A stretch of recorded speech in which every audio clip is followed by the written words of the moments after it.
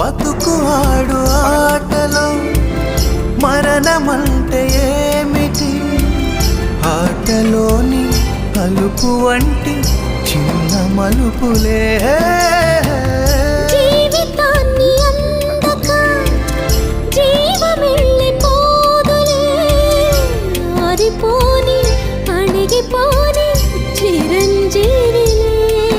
తల నిండుగా శీసులే, ఇక నిండుగా ఆశలే, యముని పాశమే బిగుసుకున్నాను. మరణమన్నది మరల జననమే. నిండు నూరేళ్ల సావాసం స్వర్గమయ్యింది వనవాసం. దండగుచ్చాను నా ప్రాణం, వెండి వెన్నెల్ల కళ్యాణం.